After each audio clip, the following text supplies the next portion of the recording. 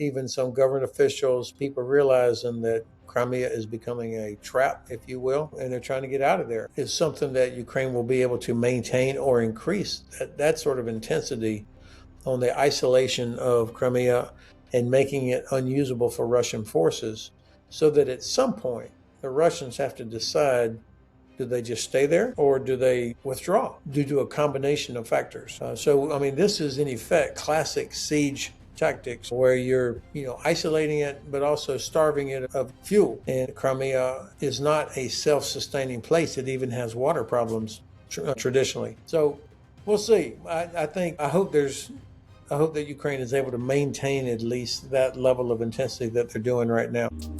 This is the Global Gambit. So we have just seen NATO and the summit in Ankara wrap up, and there's been quite a few announcements. You can see some of my takes, if you like, on other videos across the channel, but I wanted to get expertise from someone who has been a leading voice, a leading force on the American side in Europe, and I couldn't think of a better name than General Ben Hodges, a returning guest, a frequent guest for some reason. Not sure why he keeps coming back, but he does. And here we are. General, it's lovely to see you. I wanted to get quickly from you to sort of lay the ground. What's your overall feeling about the summit after the past couple of days? Positive, cautious, optimism, negative, somewhere else? The reason I keep coming back is because I like watching your hair. It's like a science experiment, and we'll be getting it cut soon, I promise. You don't do it for me. I'm just saying it's part of the reason. It's part of I like to see what it's going to look like, and also I suspect that your audience are people that pay close attention to these issues, not your hair. So thanks for the privilege. I thought actually the summit turned out better than I could have hoped. For three main reasons. Number one, the number one objective is always, is the alliance still unified? Is there cohesion? And of course, President Trump always casts that cohesion in doubt with his constant criticisms of allies.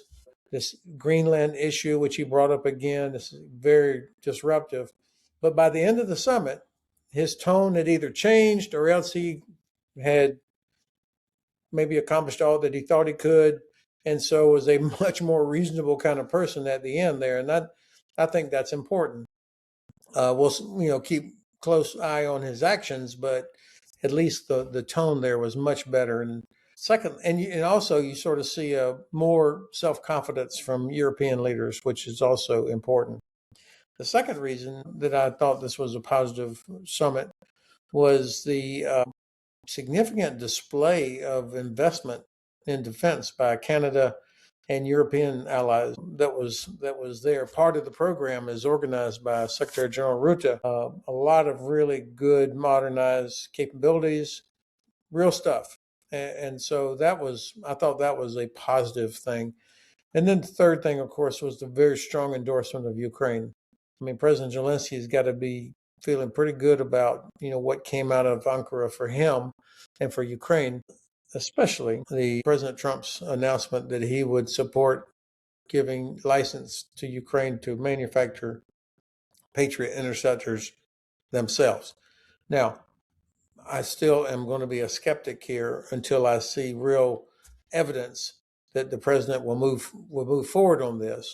But that was a different thing, and I just hope like hell that he follows through with it. Yeah, that was one of the angles I was going to follow on with was the Patriot missile. We saw it yesterday. I made an analysis, and a few of the videos were quick, comments were quick to sort of argue, whoa, calm down, Pyotr. It's like sort of, this is not a guaranteed thing. It's a pledge, which under Trump means very little. And moreover, by the time that they're sort of being produced in a consistent amount, we have no idea the status of the war. How accurate is that to you? I feel like sort of this could manage to do something with it more quickly. I think we're in agreement. This will be significant if the president really does it, and he has a track record of not following through on pledges, especially when it comes to Russia or Ukraine. So I think that this is something that we'll have to watch before I get too excited about it. Now, even if the license was granted today, it would be quite a while before we start seeing increased production of Patriot interceptors. There's supply chain challenges, the skilled labor, finding a place to do it that the Russians would not destroy immediately. So those are all things that are being worked on by the right people, I'm sure. But I would also say the normal timelines just don't apply when it comes to Ukraine. I mean, the sense of urgency that Ukrainians have, the tech savvy workforce that they have, I would expect that they would reach a production point much quicker than it would happen anywhere else. I think for obvious reasons, and so it'll still be months, but I don't think it'll be 2 years. Okay, so you're more optimistic on the timeline. Indeed, I think my hair would be getting even more excited with how springy it would be at the prospect of such a delivery in that time frame. But you're better at delivering the jokes than I am, clearly. But what about this massive announcement from the Europeans more collectively? This $50 billion of funding towards deep strike, DPCS, I think is the acronym. I can't remember the exact name of it, but the long range strike capabilities. I think this is huge. Of course, again, we've got a time frame of 5 to 10 years, but this demonstrates to me a real commitment by the Europeans to wean themselves off the US in another area which the US has always had that comparative advantage or influence over the Europeans and their dependency on the US. What's your take on this area? It's long overdue. This is the kind of capability that we have seen now. We've been talking about long range precision strike capability for decades. The need for it, the fact that European armies have been slow to produce this capability themselves is where we are. Now there's a sense of urgency, and I think the technology for something like Tomahawk. I mean, this is not new. This is 20 years or older for something like Tomahawk. So surely the technology exists in Europe to produce a similar capability that would provide a precision strike out 600,000 kilometers or better, which is what a minimum of what they would need. And I think it'll get done, but they should have a much more ambitious timeline. I mean, if it's 5 years, that makes no sense. That's too much time to get off track, to change your mind. They need to have the sense of urgency on all of these things. But I'm with you. It is a very important step that they're taking, a recognition that this is the kind of capability that's needed. But isn't it something that is more reflective of the broader sentiment in Europe? This growing push for strategic autonomy. It makes me think of the French election, which will be held next year, with Marine Le Pen having been given the freedom to run now, although she has to wear an electronic tag. But Macron has always been the sort of figurehead of such a concept and movement. Are you still skeptical then of the real commitment of European states towards this strategic autonomy then? Well, I think it's, the phrase strategic autonomy never really took hold because nobody could ever define it. But President Macron also has warned Europe against being overly dependent on the United States for its security, because one day you could get a guy like President Trump, and that vulnerability then is exploited. So now it's not about autonomy. It's more about reducing your vulnerability. I mean, the U.S. is trying to do this with critical materials, for example, not being so dependent on China. So it makes sense for countries to reduce their vulnerabilities by reducing their dependence on others. And we can also see that when you talk about precision weapons, the range, the warhead, the precision, that sort of technology, these are not things you can mass produce like hammers or nails. It takes time, and you have to have a skilled workforce, and so having more people producing these obviously would provide a depth and redundancy that we would need in the alliance. So the acronym I was thinking of was DPS or DPSC, which is Deep Precision Strike Capabilities. Okay, so we have to remain cautious on how much we get behind that. But what about changing the status of Ukraine from recipient to contributor? Again, is this largely symbolic? Does it change anything in the overall operations from your experience of having led the US forces for so many years? Does that change anything? Ukraine clearly has a growing actual role in NATO and Europe as a leader, as an input, not just a recipient. But does Well, the status in NATO change anything? something that did not get the publicity that the Patriot announcement did is that it looks like the U.S. and Ukraine are much closer to a deal where the U.S. will potentially spend hundreds of billions of dollars on Ukrainian produced drones.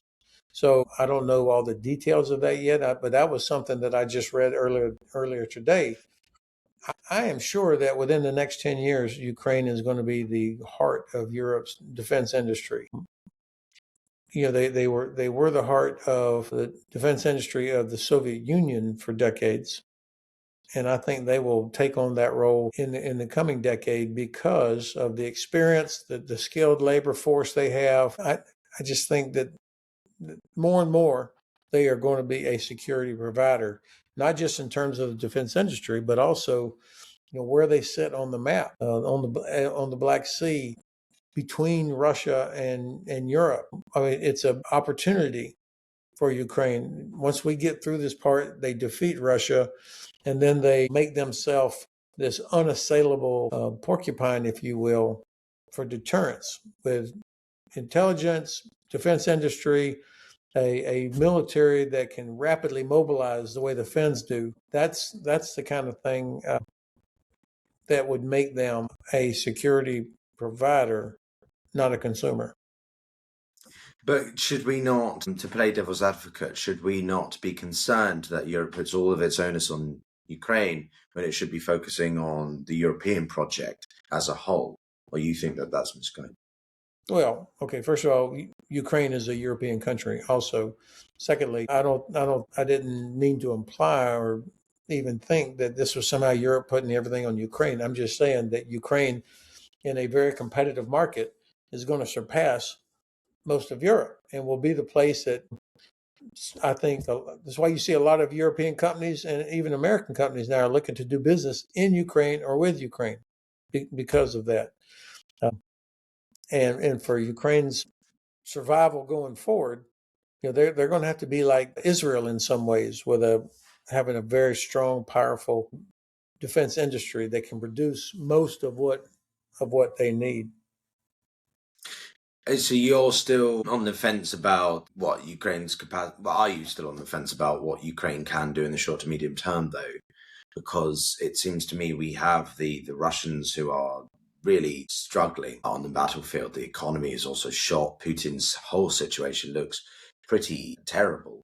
But the Ukrainians also have a declining window, do they not? There seems to be manpower shortages. The overall sentiment fatigue still seems existent amongst Ukrainians. Or you think that we are on an upward trajectory and therefore we should sort of stick with the course as it is?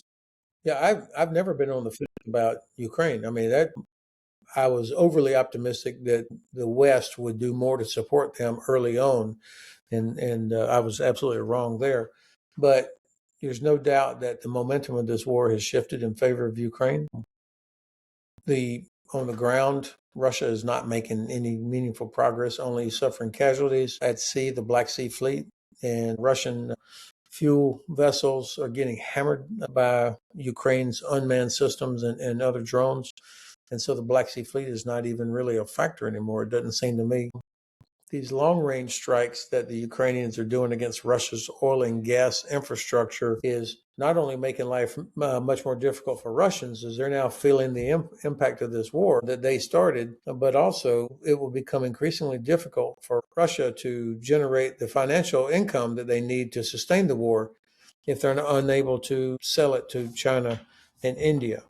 And then, of course, the mid-range strikes that are happening, leading to the isolation of the Crimean Peninsula, wrecking logistics connecting Crimea to Rostov, the making Crimea untenable or unusable for the Russian military with the constant attacks on radar and air defense and logistics sites and so on. I mean, this is a good strategy. And at the same time, the manpower situation is not what it was a year ago, where we were constantly hearing about, they don't have enough people. Of course, no military has enough people. Even Russia is starting to encounter manpower problems. But what the Ukrainians have done with the creation of this kill zone, if you will, that's 20 to 50 kilometers wide, that runs from north to south across most of Ukraine, has enabled them to withdraw troops off the front. They don't need as many up there exposed and vulnerable. I'm simplifying this a little bit, but I mean that's the concept. So I think I see recruiting efforts where some of the brigades that are more desirable, let's say, they're more innovative and they're more effective. People are able to sign up in these brigades. So it's not perfect, but I think the Ukrainians have turned the corner, are in a better situation manpower wise, with still many challenges ahead. Well, one of the things that Zelensky mentioned in the run up to the summit was the emphasis on air and the air theatre. And I was quite interested to hear your perspective about that. The Black Sea, as you say, has largely been lost at this point. It was lost ages ago, the first few months of the war. And the, should we say, land-based aspect is looking pretty bad as well. Where do you think the Ukrainians can gain even more advantage in the aerial theatre? Just through continued deep strikes into Russia? Could we see them out droning the drones of the Russian side? What comparative advantage do you think they have? Well, of course, the one area where the Russians have been almost unstoppable, it seems, is the ballistic missiles that they're launching against Ukrainian cities. Patriot is almost the only weapon system that generally is effective against ballistic missiles, and even then, typically you might need two or three to achieve the hit on a ballistic missile. And if the Russians are launching 10, 15, 20 ballistic missiles each night, that's why Ukraine is running out of Patriot. So this aspect of the air war is being able to protect yourself from ballistic missile attacks. And until the number of Patriot interceptors improves, or other systems that have a similar type or near similar type capability are available, I think they're going to have to focus on destroying the source of these ballistic missiles. That's not news. I mean, the Ukrainians know this, of course, but if you can destroy the factory where the components are made, for example, and now the Ukrainians have the capability to reach that far, that could begin to help in that aspect of the air war. And you mentioned Crimea, so I did want to turn to that briefly, because I think it's quite, I was going to say remarkable, but more perhaps just insane, what's going on with Crimea right now, and the cues that we're seeing of Russians trying to escape or evacuate towards mainland Russia along the Kerch Bridge and such. Where do you think Crimea is going to go at this rate? The Ukrainians, obviously, Crimea is very particular in its treatment by both the Russians and the Ukrainians. How much higher do you think the intensity of what we're seeing in and across Crimea could go? Well, I think it's what the Ukrainians are doing now seems to be having great effect. The isolation of the peninsula by going after the transportation infrastructure, destroying ships that are trying to bring gasoline and diesel to Crimea.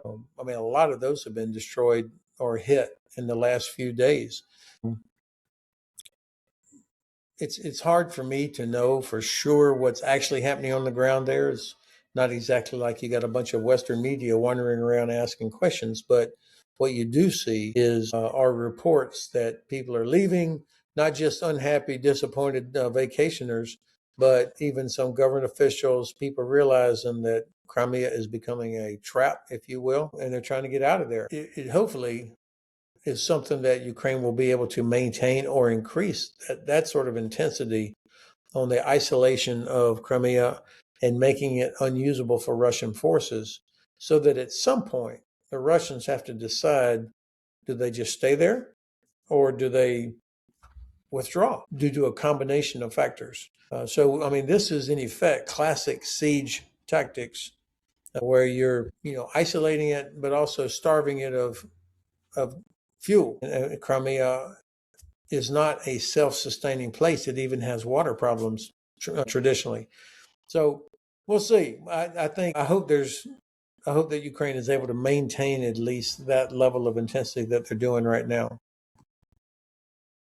Yeah, it's that intensity. To put it another way, and to put this focus on Russia for a second, General, is the idea of escalation. Now we seem to be returning to war with Iran in the United States, although I don't know if it's going to be the same intensity. But escalation seems the word of the escalation trap, the escalation ladder, etc., etc. But one piece I did read in Reuters earlier this morning was about the potential for Putin to escalate in the coming months. As someone who has been on the front of military strategic decision-making, what does that mean when we say could escalate further? How many more rungs on the ladder can we go on escalation before we enter a new dynamic of war, like nuclear weapons? Okay, and this will have to be my last point. Sure.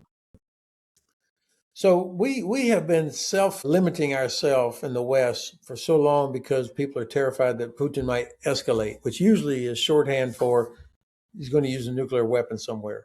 And I have not come to the conclusion that he would use a nuclear weapon, mainly because there's no benefit for him to use a nuclear weapon.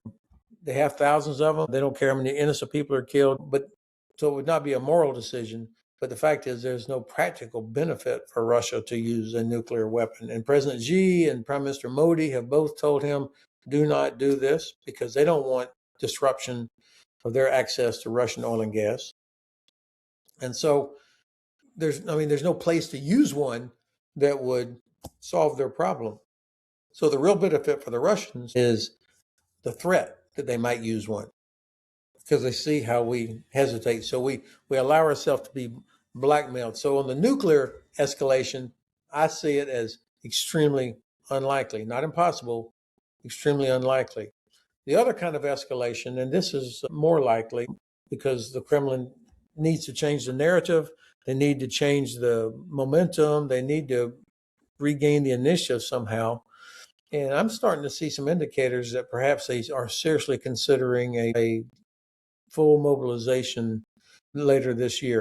I base that on recent announcements about closures of border crossings with Georgia, Azerbaijan, and Kazakhstan, and on the east and in the east, and with Finland, Estonia, and Latvia in the west.